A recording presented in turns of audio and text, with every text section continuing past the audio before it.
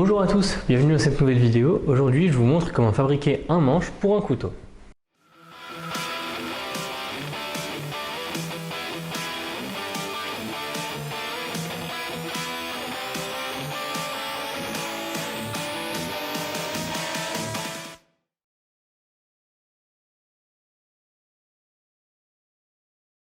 Dans la vidéo d'aujourd'hui, je vais vous montrer comment fabriquer un manche pour un couteau qu'on appelle plat de semelle. Il y a plein de constructions différentes pour les couteaux, mais ici, dans la vidéo d'aujourd'hui, on va faire un plat de semelle. C'est-à-dire qu'on va avoir du métal qui va être visible partout autour du manche une fois le produit terminé et qu'on va avoir en fait deux plaquettes en bois ou en autre matériau qui vont tout simplement venir s'ajouter sur le côté de la lame. Comme vous pouvez le voir, ce couteau a un aspect qui est quand même assez brut. Je choisis volontairement un couteau avec un style assez brut pour vous montrer que c'est pas parce qu'on a une lame qui a un aspect brut qu'il va falloir négliger les finitions sur le manche ensuite. C'est un ensemble et même si on fait quelque chose de brut, ça ne veut pas dire qu'il n'y a pas de finition. Avant de passer au côté pratique de la réalisation, on va parler quelques secondes de matériaux. Il y a énormément de matériaux disponibles pour la coutellerie, que ce soit des matériaux naturels comme le bois, la corne, l'os, ce genre de choses.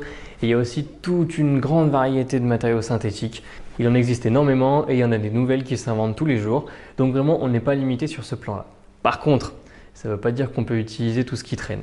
Tout ce qui est pin, sapin, bois de palette, vous pouvez faire une croix dessus. Pour la simple et excellente raison que c'est de la mauvaise qualité, c'est beaucoup trop mou, ça va se salir et ça va s'abîmer très vite. De façon générale, en coutellerie, il y a une règle d'or qui marche plutôt bien si on veut savoir si un matériau est suffisamment de bonne qualité ou suffisamment dur pour pouvoir en faire un manche. Il suffit d'enfoncer son ongle dedans. Si ça laisse une grosse marque ou une marque qui est bien visible, alors c'est que c'est trop mou. Je vous donne un exemple tout de suite en comparant un bout de sapin et un bout d'un autre matériau que je vais utiliser pour le manche.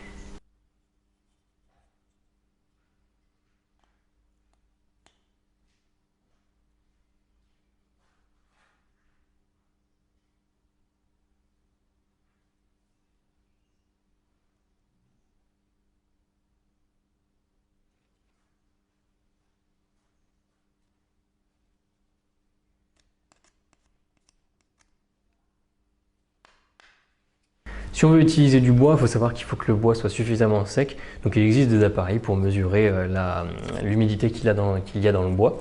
Il y a différentes règles que je ne connais pas par cœur. Certains parlent de laisser sécher une année par centimètre d'épaisseur si jamais c'est du bois vert qu'on récolte. J'ai aussi vu des gens qui passaient le bois au micro-ondes pour accélérer le séchage. J'ai pas franchement d'avis là-dessus, j'ai jamais eu trop de problèmes avec des bois trop verts. Voilà, maintenant que ça c'est dit, on va pouvoir passer au côté pratique de la réalisation. Donc si on veut utiliser du bois ou d'autres matériaux, vous allez soit pouvoir partir avec des plaquettes qui seront déjà prédécoupées et parfois même précalibrées. En général, c'est ce qui se passe si vous achetez chez des fournisseurs. Ou alors, vous pouvez partir de blocs de bois ou carrément de branches dans lesquelles il va falloir tailler quelque chose. Aujourd'hui, pour pouvoir être le plus complet possible et illustrer tout ça, je vais partir de ce bloc-là. C'est du cèdre qui m'a l'air suffisamment dur et je m'en suis déjà servi dans d'autres projets, ça n'avait posé aucun problème. Donc on va commencer par le découper grâce à la scie à ruban. La scie que j'ai est une Enel que j'ai pas payé très cher. Le problème avec ces petites scies, c'est qu'elles sont vraiment pas précises et vraiment pas très puissantes. Je l'ai achetée parce qu'elle tient pas beaucoup de place et que je peux facilement la déplacer. J'aurais bien voulu y mettre plus cher, mais ça veut aussi dire acheter des machines plus grosses, ce qui ne correspondait pas à ce que je recherchais. Sur ces machines, le guide est vraiment pas très précis ou alors il faut que la lame soit très affûtée. Finalement, on s'en sort parfois mieux sans utiliser de guide et en suivant le trait de découpe à la main. Faites attention avec ces machines, ça pardonne pas, utilisez des bouts de bois pour pousser dès lors que vos doigts sont un petit peu près. On passe ensuite sur la ponceuse à bande pour faire en sorte que nos plaquettes soient bien plates des deux côtés. Petit aparté, dans cette vidéo, je vais utiliser des machines dont j'ai accès parce que ça me facilite le travail. Mais il faut savoir que toutes les étapes que je vais montrer aujourd'hui peuvent très bien se faire sans aucun problème avec des outils à main. Si on n'a pas de ponceuse à bande, on utilise tout simplement une surface plate avec un bon papier de verre assez agressif. Ici, j'utilise du 40 et parfois ça va même plus vite que la machine si le papier de verre est efficace.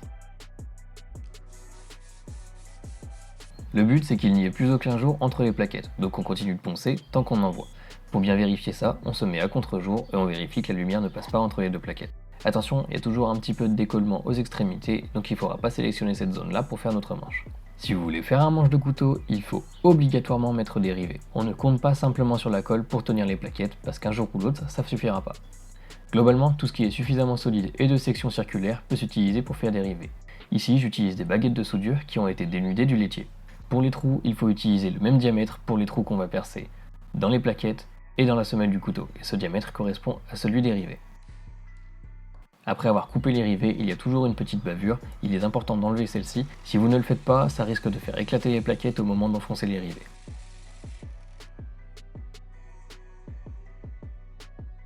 Vient le moment de percer les plaquettes pour pouvoir assembler notre manche. La plaque de bois que vous voyez sous les plaquettes est ici pour servir de sacrifice. Si on n'utilise pas, on va éclater les plaquettes au moment du passage du forêt.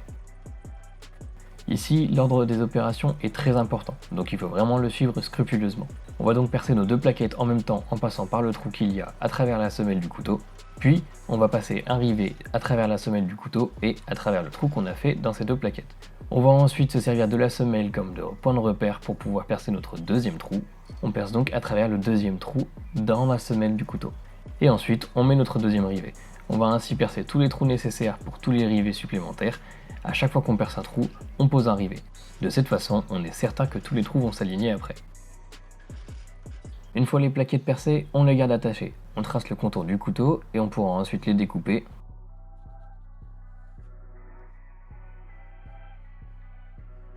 On enlève l'excès de matière à la scie à ruban. On se laisse toujours quelques millimètres de marge, il ne faut surtout pas aller plus loin que la ligne. On découpera l'avant de nos plaquettes en arrondi pour l'esthétique. A partir de ce moment, il est important de travailler avec les plaquettes toujours assemblées l'une à l'autre de façon à être sûr qu'elles soient bien alignées et bien similaires.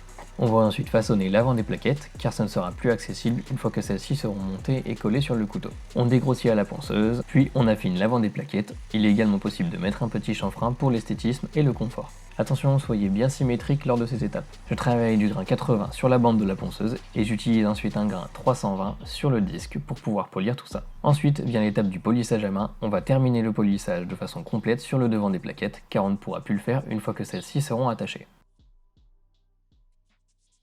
On fait donc un polissage complet sur l'avant des plaquettes. Pour ma part, je monte au minimum jusqu'au grain 1000 pour du bois. Pour des matériaux synthétiques, je vais jusqu'au grain 3000 ou 5000. On utilise ensuite la ponceuse ou du papier de verre assez agressif pour pouvoir décaper le manche et donner une bonne surface d'adhérence à la colle. Attention à ne pas décaper les zones qui seront visibles une fois les plaquettes collées. Vient ensuite le moment critique du collage. Une fois cette étape passée, pas de retour en arrière possible. Avant de vous lancer dans le collage, il faut absolument que tout soit prêt. Pour cette étape, il va vous falloir de la colle, le support sur lequel on va faire le mélange, un petit peu de poudre du même bois qui pourra être mélangé à la colle pour combler l'éventuel petit jour qu'il pourrait y avoir entre les plaquettes et la semelle du couteau. Il vous faudra également quelques serre-joints, un marteau pour les rivets un petit peu récalcitrants, de quoi mélanger la colle, et enfin de l'acétone avec des chiffons propres. Prenez le temps de tester l'assemblage sans la colle pour voir si tout rentre en place. Avec un chiffon imbibé d'acétone, on nettoie toutes les surfaces qui recevront de la colle. C'est important pour enlever toutes les saletés et assurer que la prise se fasse bien. Pour le collage, j'utilise de la colle époxy, celle-ci a une prise 5 minutes, donc il faut travailler assez rapidement. Si vous n'êtes pas à l'aise avec ça, utilisez des prises qui sont plus longues. Pour la colle, pas besoin d'une énorme quantité, on va juste appliquer une fine couche sur chaque plaquette. Une fois que celle-ci est mélangée, le chrono s'enclenche, donc il ne faut pas traîner. Certains couteaux n'utilisent pas de colle et matent simplement les rivets. C'est une autre méthode qui est tout à fait valable et que je pourrais aborder dans une autre vidéo si cela vous intéresse. Une fois les plaquettes assemblées, on serre tout ça avec des serre-joints. Attention, rien ne sert de serrer comme un bourrin, le but là c'est de faire en sorte qu'il y ait une planéité un petit peu partout. Si vous serrez trop, ça va juste chasser toute la colle et au final on aura une mauvaise adhésion. Vous remarquez qu'il peut y avoir des excédents de colle qui débordent, notamment au niveau du devant des plaquettes. Il faut absolument les enlever tant que la colle est encore liquide. Une fois qu'elle est sèche, ce sera quasiment impossible de les retirer. Pour cela, on utilise des chiffons en nettoyant bien comme il faut. Si la colle est un petit peu récalcitrante, on peut imbiber un chiffon avec un petit peu d'acétone et essuyer tout ça. Lors de cette étape, attention à ne pas disperser de colle ailleurs sur la lame.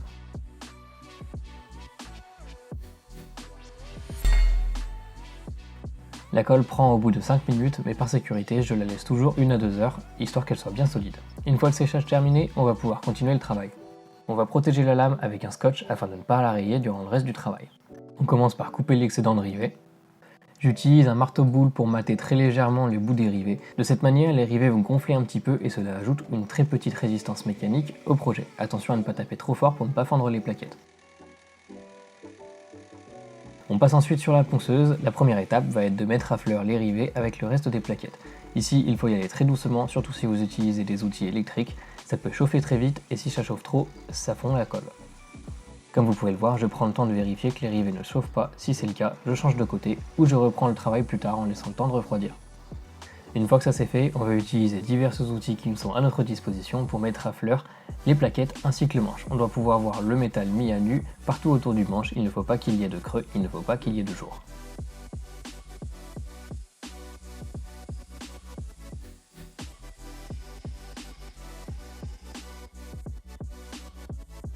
Certains débutants s'arrêtent à cette étape et c'est une erreur classique car ici le manche est encore très inconfortable. On va donc utiliser là encore une grande variété d'outils pour vraiment casser tous les angles. N'hésitez pas, allez-y franco, il faut vraiment mettre un joli pan à 45 degrés sur tous les angles. Une fois que les angles sont bien cassés, on va pouvoir continuer en arrondissant tout ça.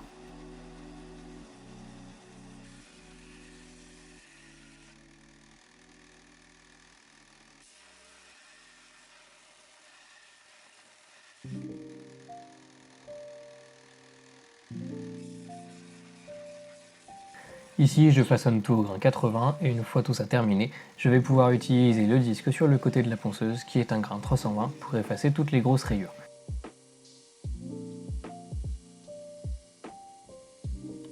Avec ce disque, je me focalise sur les rivets ainsi que sur les parties en métal exposées du manche car elles seront beaucoup plus faciles à poncer avec un grain 320. Avant de passer au polissage à main, je reperce le trou qui a été bouché par la colle et je chanfreigne les bords. Notre travail sur les machines est terminé, on va donc passer à un ponçage à la main. Idéalement, si vous avez la possibilité de fixer la lame, cela vous aidera grandement. Faites attention toutefois à ne pas la rayer. Je commence toujours mon ponçage à main en utilisant une cale à poncer et un papier de grain 240. Cette première étape va me permettre de tirer en long toutes les tranches du couteau et de poncer correctement. Une fois que ça c'est fait, je vais ensuite pouvoir continuer le ponçage à main sur le reste du manche, là aussi avec du grain 240, cette fois-ci sans utiliser de cale à poncer. Ici, le but est de bien prendre le temps d'enlever toutes les rayures. J'ai du papier de verre qui est assez efficace, donc après le grain 80 de la ponceuse, je vais utiliser du grain 240 à la main. Je fais ensuite une succession de grains en passant par le grain 400, 600, 800, 1000. Pour un manche en bois, je m'arrête à ce niveau-là, mais pour les manches en matière synthétique, il est important d'aller plus haut. Je passe par le grain 1500, 2000, 3000, puis 5000. Il peut être intéressant de croiser les grains jusqu'au grain 1000, histoire de bien voir quelle rayure on a loupé ou pas. Je termine mon polissage en utilisant le dos du papier, histoire d'enlever les quelques poussières qui restent et de bien lustrer tout ça.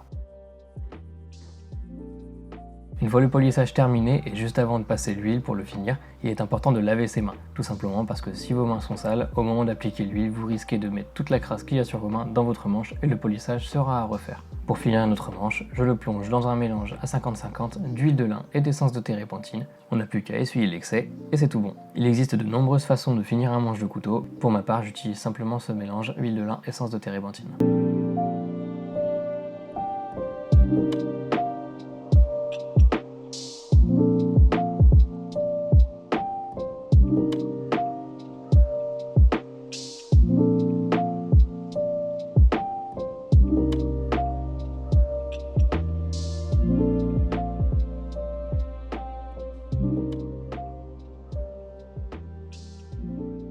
Et voilà, vous avez maintenant toutes les clés en main pour réaliser un manche de couteau digne de ce nom. J'espère que la vidéo vous aura plu et qu'elle vous aura été utile. Si c'est le cas, n'hésitez pas à vous abonner, à la liker et à la partager. Moi je vous dis à la prochaine dans une future vidéo et d'ici là portez-vous bien. Salut!